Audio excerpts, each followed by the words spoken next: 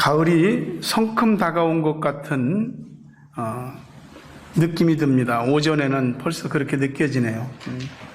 환절기입니다. 여러분 감기를 조심하시고, 뉴질랜드 오신 지 이제 올해가 첫 해 되시는 분들은 이 일교차가 적응이 잘 안 될 수 있습니다. 잘 하시고, 덥다고 너무 시원하게 있지 마시고 항상 좀 따뜻하게 좀 잘 하시고, 그래야만이 감기 안 걸리시게 됩니다. 여러분들에게 날마다 하나님의 은혜와 축복이 넘치길 바랍니다. 서로 인사하십시오. 사랑합니다. 축복합니다. 같이 읽을까요? 시작. 시냇가에 심긴 나무처럼 복 있는 사람 됩시다. 아멘. 아마 세계적으로 많은 교회들마다 이 강단에서 이 코로나 바이러스에 대한 이야기를 할 것 같습니다. 전염병이 창궐하게 된 것에 대해서 의학적인 소견들도 많이 있지만, 분명히 하나님께서 전 세계를 훑으시고 있는 것은 분명합니다. 하나님께서 내시는 천둥 소리에 세계가 깜짝 놀라고 전전긍긍하고 혼비백산하고 있습니다. 6대륙이 다 뚫렸고 66개국 나라의 확진자가 10만여 명이 넘었고요. 사망자도 3,400명이 넘었습니다. 물론 중국에서 가장 많이 나왔지만, 우리는 이 모든 일들에 대해서 하나님이 분명히 징계하시는 소리고, 하나님이 세상을 깨우치게 하시기 위한 하나님의 심판이라고 믿습니다. 그러나 세상을 향해서 우리가 그렇게 말하는 건 쉽지 않습니다. 당신들 죄지어서 벌 받는 거야. 그러면 세상 사람들이 뭐라 하면 니네나 잘해. 그렇게 되는 겁니다. 지금은 분명 진노의 때이긴 하지만 이 때가 우리 모두에게 하나님 앞에 회개와 또한 은혜의 기회가 되어야 할 것입니다. 예수님께서 말씀하시기를, 예수님 때에 실로암의 망대가 무너져서 18명이 깔려 죽었단 말이에요. 근데 그 사람들이 너희들보다 죄가 더 많아서 그래 죽었느냐? 그건 아니다. 주님이 하시는 말씀이 너희도 회개하지 아니하면 이와 같이 망하리라 그러셨습니다. 두렵고 떨리는 시간을 보내고 있습니다. 뉴질랜드도 코로나 바이러스 확진자 5번째 확진자가 나왔습니다. 예의주시하고 있고 동선 파악하고 있고 여러 가지로 많이 정부도 그렇고 국민들도 고심하고 있는 것 같습니다. 확진자의 발원지가 한국은 아니지만 우리 모두는 이 비상한 시기에 좀 더 조심해야 됩니다. 조심하고. 왜냐하면 우리가 기가 죽어서 그럴 이유는 없지만 여기는 우리나라가 아닙니다. 우리는 이 땅에 외국인이고 이방인입니다. 그렇기 때문에 조금 더 우리가 사람들이 우리를 보는 시선도 있고 주의하셔야 됩니다. 혹시라도 우리 아이들이 학교에서 이를 통해서 어떤 불필요한 부당한 대우를 받거나 그럴 때도 있을 수도 있죠. 미리 잘 마음들을 다스리시고 대비하시면 됩니다. 만약에 입장 바뀌어서 우리나라에 있을 때 외국인들이 이런 경우에 막 시끄럽게 하고 그러면은 우리도 보기에 안 좋을 거 아닙니까? 그렇죠?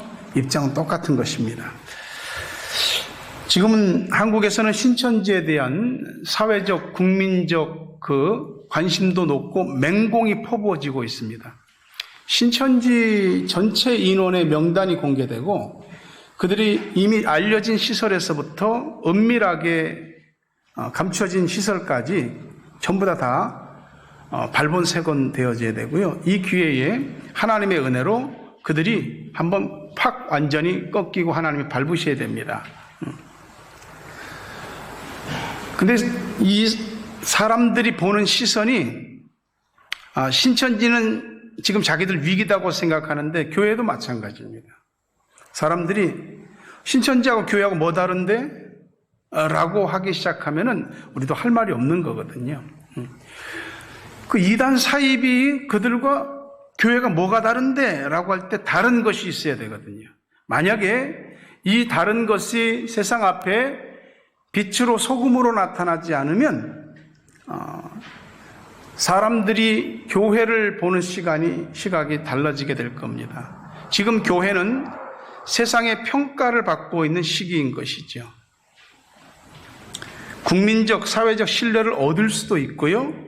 잘못하면은 교회가 국민적, 사회적 신뢰를 잃을 수도 있습니다. 그러니까 기회이기도 하고 위기이기도 하고 하나님 되심을 드러낼 수 있는 때이기도 하고 교회가 세상 앞에 아무것도 아닌 것을 스스로 나타내는 보잘것없는 모습을 보일 그럴 때이기도 합니다. 잘해야죠. 지금 교회들이 주일날 교회당에서 예배를 드리느냐 아니면 온라인 예배를 드리느냐 하는 문제로 설왕설래합니다. 지금은 그런 것에 집중할 때가 아닙니다. 교회에서 예배 드리는 거, 온라인으로 예배 드리는 거, 교회가 그걸 어떻게 해야 되지? 여기에 포커스를 맞추면은 대사회적인, 대국민적인 빛과 소금으로서 역할을 못하게 되죠. 지금 중증 환자들 말고 가벼운 경증 환자들을 수용할 수 있는 병상들, 이런 공간들이 부족하잖아요. 지금 이때는 교회가 세상을 향해서 물질을 내놔야 될 때입니다. 교회가 가지고 있는 여러 가지 교육시설이라든지 수련기관이라든지 여러 가지 많은 장소들을 세상 앞에 내놔야 됩니다. 제공해야 됩니다. 많은 기독교 의료인들이 가서 자원봉사해야 되고요. 그리고 집회로 모이는 게 세상에 이목을 받으니까 각 처에서 교회와 성도들이 각 처에서 기도해야 됩니다. 이때야말로 하나님의 공의가 드러나고 또한 하나님의 자비가 세상에 교회를 통해서 펼쳐지고 있음을 느끼게 됩니다. 사회적으로 사람들이 교회가 나라와 민족이 위기를 당한 이때에 교회가 앞장서더라. 교회가 진짜 그때 진짜 교회다웠던데 이런 것들이 사람들이 사회적 체감을 해야 됩니다. 아직은 보니까 국민들이 교회에 대해서 이런 체감을 못 느끼는 것 같습니다. 교회가 지금 잘하지 않으면 교회는 훨씬 더 뒤로 밀려나게 될 겁니다. 신천지 박살나는 건 박살나는 거고 교회가 함께 도매금 속에 빛도 아니고 소금도 아니고 별 볼 일 없는 그런 곳이 될 수가 있는 거죠. 우리는 외국에 나와 있어서 조금 덜 이런 상황들이 체감되어지지만 우리는 우리의 나라 대한민국과 민족들을 위해서 기도하셔야 되고요. 하나님의 공의를 드러내소서 또한 진노 중에라도 긍휼을 베풀어 달라고 기도하셔야 됩니다. 하루에 밥 먹을 때만이라도 기도하셔야 돼요. 못하면은. 큰 난리와 두려움의 때에는 다들 죽겠다고 아우성치는 소리가 들립니다. 이때 교회는, 믿는 자는 처신을 잘해야 됩니다. 자기 믿음만 가져서는 교회가 아닌 것이죠. 이때야말로 저 높은 곳에 대한 이상을 갖고 있는 교회가 저 낮은 곳을 향해서 빛으로 소금으로 드러나야 될 때인 것이죠. 한국에 계신 여러분들의 가족들 또는 주위에 있는 어떤 분들이 이 코로나 바이러스로 인해서 혹시라도 고통받지 않고 무탈하게 되기를, 그리고 어떤 일들이 혹시라도 있다면 하나님의 은혜가 임해서 잘 고침도 받고 해결될 수 있기를 간절히 바랍니다. 우리는 하나님을 믿는 사람들이기 때문에 지금 두렵고 떨리는 마음과 겸손한 마음으로 우리 자신을 하나님 앞에 바로 세우고 우리의 자녀와 가정을 바르게 세우고 또 하나님을 알지 못하는 많은 사람들을 대신해서 하나님께 중보 기도해야 될 때입니다. 이 난리통에 우리가 하나님의 사람임이, 복 있는 사람임이, 복받은 사람임이 드러나야 됩니다. 저 사람들은 저래서 복을 받을 수밖에 없구나. 이런 것들이 세상 앞에 드러날 때 비로소 우리는 교회이고 비로소 성도인 것입니다. 어느 나라고 어느 민족이고 개인이고 가정이고 간에 복 타령하고요. 복이라고 하는 것을 거부하거나 싫어하는 것은 한 군데도 없습니다. 건강에서부터 자녀들이 잘 되고 사업이 번창하고 직장에서 승진하고 안정되고 또 돈도 많이 벌고 출세하고 횡재하고 이런 것들이 다 사람들이 바라는 복이지요. 우리가 살아가는데 꼭 필요한 복입니다. 성경에 우리들에게 말씀하시는 복은 그냥 터무니없이 허황되고 또 공허하고 그런 것은 아닙니다. 하나님의 복은 1차적으로는 내면적인 것이고 영적인 것이지만 이것들이 차고 넘치면 반드시 눈에 보이는 현실적인 복으로 나타나게 되어 있습니다. 그런데 이 복을 받기 위해서 각자가 얼마나 최선을 다하냐고요. 얼마나 마음 쓰고 애쓰고 그러냐고요. 하나님 말씀은 우리에게 오늘 가르쳐 주기를 복 있는 사람이 어떤 사람이냐? 첫째 하나님과의 관계, 두 번째 말씀과의 관계. 이게 바르게 되면 제대로 복이 임하게 된다라고 가르쳐 주고 있습니다. 성경에서 복을 말할 때에 특히 구약 성경에서 히브리어로 두 가지 단어를 쓰는데 하나는 바라크, 하나는 아슈아르입니다. 바라크라는 말은 성경에서 구약 성경에서 415번 정도 언급됐습니다. 이거는 하나님이 우리 아버지이기 때문에 하나님이 우리 하나님이기 때문에 값없이 그냥 약속하셨기 때문에 주는 일방적인 은혜고 복입니다. 여러분이 자녀에게 뭘 바라지 않고 베풀어 주듯이 그렇게 하나님 약속하셔서 주는 복입니다. 그런데 욥기, 시편, 잠언, 전도서 같은 곳에 이 또 다른 복을 얘기하시는데 그게 한 44번 언급됐어요. 그 복은 하나님 자녀이기 때문에 그냥 주어지는 복이 아니고 하나님 자녀답게 복 있는 사람답게 행할 때 주어지는 복입니다. 그것이 오늘 시편 1편에서 말하고 있는 것이죠. 사람은 저마다 다 태생이 다르고 자라온 환경이 다 다릅니다. 주어지는 복 자체가 다르거든요. 어떤 나라, 어떤 민족, 어떤 부모에게서 태어나느냐 이거 자체가 복입니다. 돈이 있는 집에서 태어날 수도 있고 가난한 집에서 태어날 수도 있고 건강한 몸으로 태어날 수도 있고 병약한 몸이나 장애를 갖고 태어날 수도 있고 주어지는 복 자체가 있어요. 어떤 사람은 태어나면서부터 자동적으로 주어지는 그런 복들이 있는데 어떤 사람들은 너무나 없이 너무나 고통스러운 중에 태어나고 그런 삶을 살아서 평생을 애쓰고 고통받으며 뼈 빠지게 해서 남들이 기본적으로 태어나면서부터 누리는 복을 애써야 조금 누릴 수 있는 사람도 있습니다. 그렇게 본다면 어떤 우리 소유나 또는 우리의 외적인 조건들이 우리의 행복과 불행을 결정짓는 것 같습니다. 그러니까 외적인 것만 가지고서 우리가 참 행복하다, 불행하다를 따진다면 삶에는 너무 고통받는 사람들이 너무 많죠. 절대적인 고통을 받는 사람에서부터 상대와 비교해서 받는 상대적인 고통과 열등감을 갖게 되는 경우들도 많이 있습니다. 그런데 하나님 말씀은 우리들에게 소유나 외적인 조건도 좋은 복인데 진짜 좋은 복은 결국 하나님께로부터 오는 것이라고 가르쳐주고 있습니다. 복 있는 사람은 첫째 사람입니다. 사람 잘 선택하고 사람 잘 사귀고 사람 잘 만나야 됩니다. 1절 말씀에 뭐라고 그랬느냐? 복 있는 사람은 악인들의 꾀를 따르지 아니하며 죄인들의 길에 서지 아니하며 오만한 자들의 자리에 앉지 않는다. 사람은 사람에게 영향을 받게 되어 있습니다. 나하고 늘 가까이 있는 사람, 나하고 늘 말을 하며 대화하는 사람, 그 사람의 영향을 받게 되어 있어요. 영향을 주기도 하고요.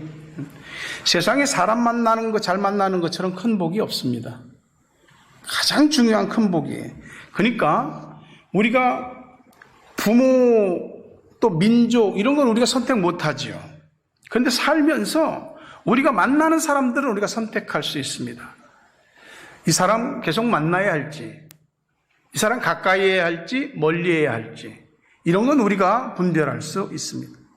사람이 성실하고 인간성도 괜찮고 한데 그 마음에 하나님이 없는 사람, 믿는 건 같은데 하나님이 없는 것처럼 말하는 사람, 이런 사람들은 나를 복에서 멀어지게 합니다. 사람을 잘 만나고 가려야 됩니다. 내게서 복을 뺏어가는 사람, 아니 복이 오지 못하게 하는 사람을 가까이 하시면 안 된다 이 말이에요. 우리가 예를 들어서 어떤 사람이 와서 내 앞에 있는 돈, 여기 1,000불이 있다 칩시다. 이걸 나한테 내 앞에서 딱 가져가. 내 건데 왜 가져가? 라고 할 수 있거든요. 근데 이 복이라고 하는 것이 일단 실제적인 복이 되기 전까지는 형이상학적인 것이거든요. 그래서 이 사람이 내 복을 가져가는지 안 가져가는지 모르는 거야. 그러니 여러분, 만날 사람을 만나고 가까이 할 사람을 가까이 해야 하는 것입니다. 내게 가까이 있는 그 사람이 계속 나한테 말하고 나는 듣고, 그 사람하고 말을 섞고 손을 보태고, 그 사람이 걷는 길을 나도 같이 걸어가고, 어느 순간 그 사람과 같은 사람이 되는 겁니다. 그리고 자연스럽게 복에서 멀어지는 거죠. 여러분, 이게 하나님께서 우리들에게 약속하신 복을 우리 스스로 털어버리는 일들이죠. 그러면 그런 사람하고는 아예 상종도 하지 말아야 되는가? 여기 우리 딜레마가 있습니다. 저 사람을 안 만났으면 좋겠는데, 가까이 안 했으면 좋겠는데, 현실에서는 만나야 되고 가까이 할 수밖에 없는, 늘 눈앞에서 볼 수밖에 없다면 어떻게 됩니까? 내가 내 중심을 바로 잡아야 됩니다.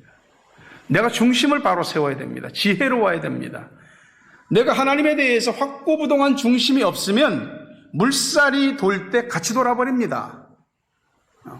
어떤 그 사람이 소용돌이의 와리 속에 들어가면 나도 같이 들어가 버리는 거라 이 말이지.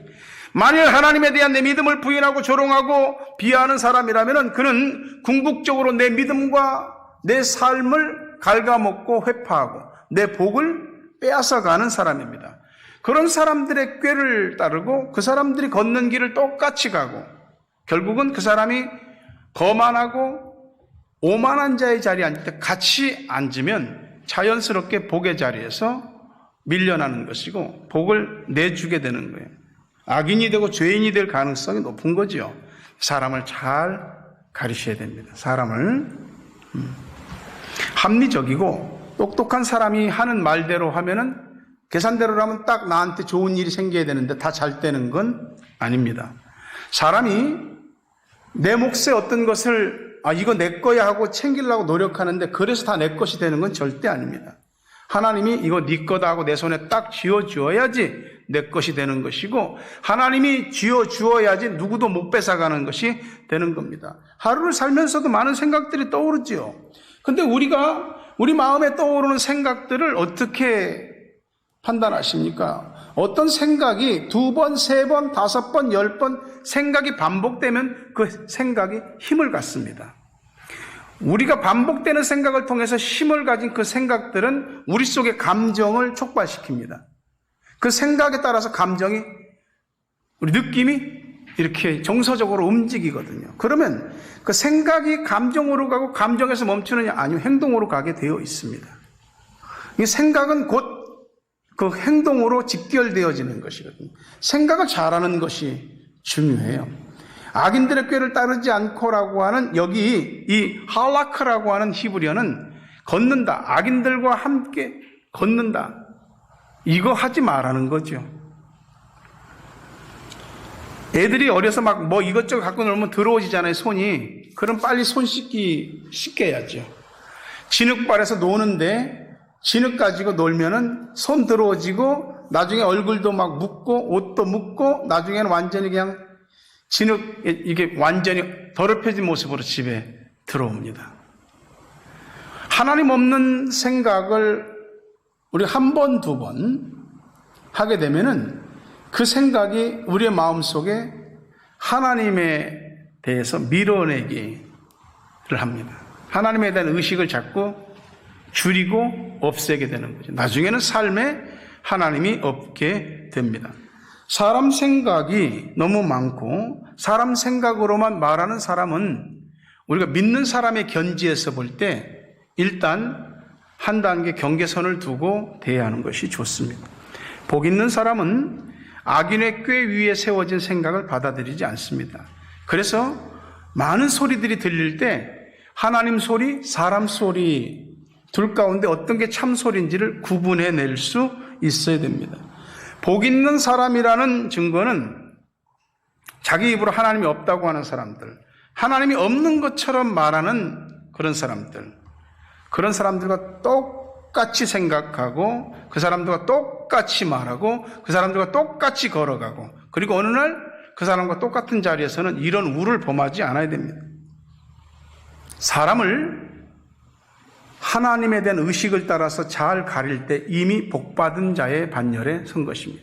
두 번째 복받은 사람은 말씀을 가까이 하는 사람입니다. 2절 말씀 봅니다. 오직 여호와의 율법을 즐거워하여 그의 율법을 주야로 묵상하는도다. 하나님 말씀을 즐거워하고 묵상한다.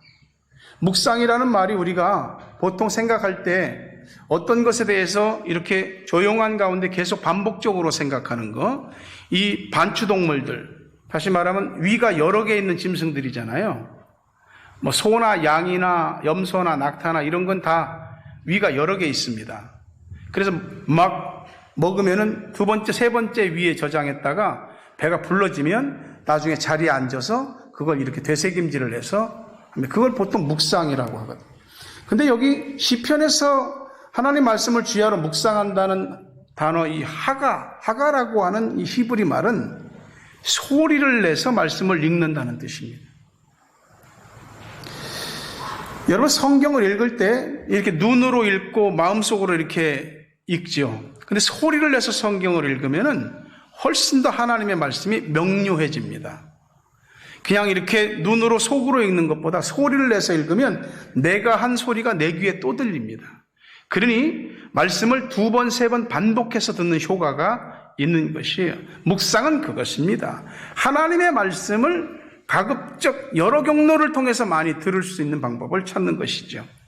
이 말씀이 우리 속에 켜켜이 쌓이게 될 때에 말씀이 우리의 삶을 가치관을 형성하는 기초와 기준이 되는 겁니다. 아모스 7장에 보면 아모스 선지자에게 하나님이 환상을 하나 보여줍니다. 이렇게 다림줄이라고 하는 다림줄 환상과 벽을 보여줍니다. 다림줄은 지금이야 뭐 건축을 할 때 딱 이렇게 과학적으로 돼서 반듯하게 벽을 쌓을 수 있지만은 고대에는 다림줄을 춥니다. 이렇게 실에 추를 달아서 쭉 떨어뜨리면 이 벽이 빠르게 반듯하게 세워졌는지 아니면 이렇게 바깥으로 기울어졌는지 안쪽으로 기울었는지 이것을 판단할 수 있습니다. 다림줄을 띄워봐서 이것이 하나님의 말씀, 다림줄은 하나님의 말씀이에요. 하나님의 말씀을 내 마음과 삶의 벽 위에 이렇게 띄워봐서 바깥으로 기울었는지 안으로 기울었는지 아니면 반듯한지를 재보는 것입니다. 이것은 굉장히 중요합니다. 열심히 벽을 쌓는 것보다 중요한 건 제대로 똑바로 반듯하게 쌓는 것이기 때문에 그렇습니다. 말씀의 다림줄은 틀림이 없어. 그러니 나를 말씀에 맞출 건지 아니면 말씀을 나한테 갖다 맞출 건지 둘 중에 하나를 정해야 하는 것입니다. 우리 삶의 기초와 기준이 하나님의 말씀이 아니면 분명 다른 것이 기초와 기준이 될 수 있습니다. 사람이 기준이 될 수도 있죠. 뭐 부모, 선생, 친구 또는 어떤 대중매체 또는 자기 마음이든지 어떤 지도자든지 자신을 움직여가는 줄이 될 수가 있죠. 이런 어떤 좋은 사람들이 우리에게 멘토가 될 수는 있습니다. 하지만 사람은 믿음의 대상은 아닙니다. 그 어떤 사람이 나에게 내 인생을 안전하고 풍요롭게 해줄 수 있는 도움은 될 수는 있는데 모든 사람은 완전하지가 않습니다. 어제 나한테 정말로 은혜되고 좋은 말을 해줬던 사람이 오늘 틀릴 수도 있는 것입니다. 사람은 바뀔 수 있거든요. 우리의 상황도 바뀌잖아요. 어떤 사람이 두 사람이 있는데 밭고랑을 이렇게 밭을 쭉 고랑을 파는데 소가 앞에서 가고 쟁기를 이렇게 밉니다. 한 사람은 반듯하게 고랑이 딱 났는데 한 사람은 이렇게 왼쪽 오른쪽 똑바로 갔다 왼쪽 오른쪽 이런 식으로 밭고랑이 된 거예요. 한 사람은 앞을 보면서 쫙 일직선으로 고랑을 팠고 또 한 사람은 왜 그렇게 팠냐면은 소 꼬리가 왼쪽으로 가면 왼쪽으로 좀 갔다가 오른쪽으로 가면 오른쪽으로 갔다가 그러는 겁니다. 흔들리는 것을 기준으로 삼으니까 이리 갔다 저리 갔다 나중에는 보니까 열심히 한 건 같은데 모양이 안 나오는 거예요. 우리의 삶에서 그런 우를 범하지 말아야 하는 것이죠. 사람 말 한 번 듣고 와서 자기 신앙을 부인하거나 자기 감정이 이끄는 대로 하는 것은 자신의 마음과 삶의 기초 기준을 흔들리는 것에 두었기 때문에 그런 것입니다. 사람은 흔들립니다. 상황도 이리저리 변합니다. 어떤 것은 급변합니다. 변치 않는 건 말씀뿐이 없어요. 그래서 복 있는 사람은 변치 않는 하나님의 말씀에 모든 기초와 기준을 둡니다. 풀도 마르고 꽃도 시들고 모든 것이 다 지나갑니다. 그러나 하나님의 말씀은 영원한 것입니다. 우리의 지식, 이성, 경험, 능력, 재주, 노력, 성실, 누군가 해주는 조언들은 다 귀한 것이지만 그것들은 하나님 말씀보다 위에 둘 수는 없는 것입니다. 하나님의 말씀만이 틀림없습니다. 거짓이 없습니다. 순결합니다. 완전합니다. 그래서 하나님의 말씀을 가까이 하는 사람에게 그 말씀은 그를 복되게 하고 복의 결과를 가져다 주는 것입니다. 의인과 악인을 구분하는 기준이 어떤 범죄 행위에 있지 않습니다. 그 사람에게 하나님이 있느냐 없느냐, 그 사람에게 하나님의 말씀이 있느냐 없느냐, 그것이 의인과 악인을 구분짓는 기준인 것입니다. 미국의 16대 대통령인 링컨이 애독하던 성경책이 이 박물관에 전시되어 있다고 합니다. 그가 특히 아꼈던, 소중히 여겼던 말씀은 시편 34편 4절 말씀입니다. 내가 여호와께 간구하며 응답하시고 내 모든 두려움에서 나를 건지셨다. 그는 항상 삶의 위기가 있을 때마다, 너무 어려울 때마다 이 말씀을 붙들었다고 합니다. 링컨은 여러분도 그 전기를 보아서 아시는 분들은 아시겠지만 힘들고 어려운 가난한 집에서 태어났습니다. 9살에 어머니 돌아가셨습니다. 너무 가난해서 학교를 못 다녔는데 링컨의 평생에 학교를 다닌 기간이 6개월밖에 안 됩니다. 학교 정규 공부는 6개월밖에 못한 사람이에요. 그런 그가 일어서기 시작하는데 22살에 첫 사업합니다. 실패합니다. 23살 때 주 의회 의원 선거에 나갔는데 낙선합니다. 24살 때 또다시 사업 실패, 26살 때 사랑하는 여인이 있는데 먼저 떠나보냅니다. 그 충격으로 27살 때 정신분열과 같은 큰 고통을 겪습니다. 29살 때 의회 의장 선거 낙선, 34살 하원 의원 선거 낙선, 39살 또 낙선, 46살 상원 의원 낙선, 47살 부통령 선거 낙선, 49살 상원 의원 선거 또 낙선, 51살 미국의 대통령이 됩니다. 대통령이 돼서도 재임 기간에 엄청나게 공격하는 사람들이 많았거든요. 못 배운 사람이라고, 불황무식한 사람이라고, 생긴 게 고릴라같이 생겼다고, 별별 조롱소리를 다 들었는데 그는 그때마다 항상 하나님 말씀을 붙들었습니다. 유명한 책도 있지만은 백악관을 기도실로 만든 대통령. 그는 하나님의 말씀을 붙들고 기도하는 사람이었고 자신의 삶에서 하나님이 나를 절대 고아와 같이 버려두지 않는다는 것을 확신했습니다. 여러분, 우리는 다 같이 이 세상의 길, 또 각자의 주어진 인생길을 갑니다. 내가 가는 길이니까, 남들이 가는 길이니까 가고 있지만은 사실 우리 인생의 길에는 정해진 코스가 없습니다. 엄밀히 말하면 각자가 살아가는 삶에는 정글과 같은 것이죠. 어디나 마찬가지입니다. 길을 잘 가는 것이 중요하지만 더 중요한 건 바른 길을 가는 겁니다. 정글에서는 빨리 가는 거, 열심히 가는 거, 막 돌진해서 가는 것보다 더 중요한 것이 바른 길을 가는 겁니다. 왜 이렇게 앞에 걸리는 게 많아? 힘드네? 그래도 바른 길을 가는, 그래야만이 바른 목적지 도달하고 정글을 벗어날 수 있습니다. 열심히 최선을 다해서 달려가다가 낭패 보는 일들이 있잖아요. 여러분, 그 자동차 몰고 가다 과속딱지 끊어보신 적 혹시 있을 겁니다. 경찰들이 잘 보이는 곳에 있으면 좋은데 딱 속도 내기 딱 좋은 그곳에 딱 이렇게 숨어 계십니다. 속도를 위반하고 이제 달리는데 경찰이 딱 보였어. 아니면 길 옆에 그 밴 있죠? 폭스바겐, 거의 폭스바겐 밴인데 길 옆에 그런 봉고차 같은 거 서 있잖아요. 거의 100% 카메라입니다. 그걸 딱 보고 브레이크를 밟았어. 네. 분명히 브레이크를 밟았는데 사진이 찍혔습니다. 그 과속 딱시 날라옵니다. 경찰이 잡았으면 경찰이 그 자리에서 스티커 발부합니다. 우리 인생에서 막 달리는 것보다 중요한 것은 제대로 바른 길을 달리는 것이 훨씬 더 중요하거든요. 살면서 많은 소리를 듣고 많은 걸 보고 있잖아요.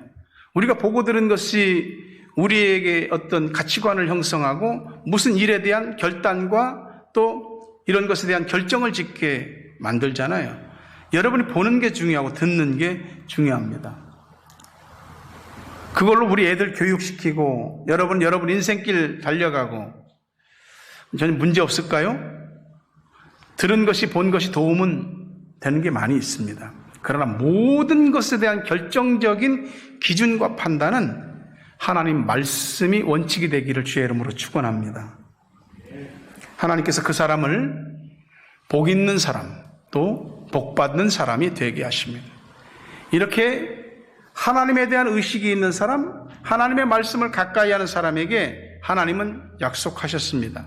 복 있는 사람은 시냇가에 심은 나무와 같다. 3절을 같이 읽어보겠습니다. 시작. 그는 시냇가에 심은 나무가 철을 따라 열매를 맺으며 그 잎사귀가 마르지 아니함 같으니 그가 하는 모든 일이 다 형통하리로다. 말씀 그대로 보세요. 철을 따라 열매를 맺어 잎사귀가 마르지 않아 하는 일이 다 형통해. 이보다 더 좋을 수 있을까? 우리가 간절히 바라는 거 아닙니까? 이거 복 받은 사람의 결과. 복 있는 사람이 복 받기 위해서 하나님을 의식하고 살았으며 말씀을 가까이 하며 사는 것에 대한 보상입니다. 사람이 좋을 때는 다 좋은 것 같아도 어렵고 힘들 때는 참 다 어렵습니다. 그런데 어렵고 힘들고 가물어도 마르지 않는 사람들이 있어요. 좋을 때 열매 맺는 것은 당연한 것 같은데 어려울 때 열매 맺는 건 굉장히 어려운 거거든요. 그런데 마음에 하나님을 두고 사는 사람, 하나님의 말씀을 어떤 상황에서도 기초와 기준으로 삼아서 결정하는 사람, 이 사람에게는 가장 고통스럽고 힘든 그 순간에도 하나님이 열매를 거두게 하시고 하는 모든 일을 형통하게 하십니다. 누가? 하나님이 그렇게 하시는 거예요. 사람이 못 막습니다. 하나님이 형통하게 하는 사람은. 여기 시냇가에 심은 나무라고 하는 말은 복수형입니다. 우리 이 시냇가에 심은 나무와 같은 사람들로서 사는데 어떤 시내는 살다 보면 마를 때가 있습니다. 돈의 시내도 마르고 사람의 시내도 마르고 내 마음에 나를 믿었던 모든 것들도 마르기 시작하고 모든 환경과 상황도 마르기 시작합니다. 계속해서 물이 흐를 것 같았는데 물길이 줄어들더니 멈추더니 나중에는 허옇게 강바닥을 드러내고 거북이 등같이 쩍쩍 갈라지는 그런 일들이 있을 수 있습니다. 그런 상황은 우리를 힘들게 하고 답답하게 하고 우울하게 하고 불안하게 하죠. 그러나 하나님을 의식하며 사는 사람, 하나님의 말씀의 뿌리를 자신의 삶의 기초와 기준으로 삼는 사람, 이 사람은 살면서 한 개나 또는 두 개의 시내가 마를지라도 하나님이 또 다른 시내를 그 앞에 흐르게 하시는 줄로 믿으시기를 바랍니다. 하나님이 마르지 않는 시내입니다. 우리의 시내는 가뭄이 오면 마르게 되어 있습니다. 그러나 하나님의 시냇물이 돼서 흐르는 그 사람은 시냇가에 심은 나무와 같은 사람이 되어서 내면으로나 삶의 현실로나 마르지 않습니다. 철 따라 열매를 맺습니다. 하는 일이 형통합니다. 하나님을 말릴 수 있는 가뭄은 없기 때문에 그런 것입니다. 나무가 이렇게 자랄 때에 나무가 제일 힘들고 어려움이 닥치면 어디로부터 문제가 생기냐면 잎사귀부터 문제가 생깁니다. 뿌리로부터 가장 먼 잎사귀, 뿌리로부터 가장 먼 가지에 먼저 병색이 나옵니다. 잎사귀가 마르기 시작하고요. 변색되고 그 잎사귀에 달린 가지가 자꾸 마릅니다. 여러분에게 하나님의 뿌리, 말씀의 뿌리에 문제가 생기면 하나님과 말씀으로부터 가장 멀리 있는 어떤 부분, 거기서부터 마름의 현상이 생깁니다. 여러분, 그 마르는 것을 가만 내버려 두면은요, 나중에 뿌리까지 죽습니다.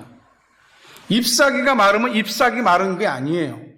뿌리가 그만큼 힘들기 때문에 마르는 거거든요.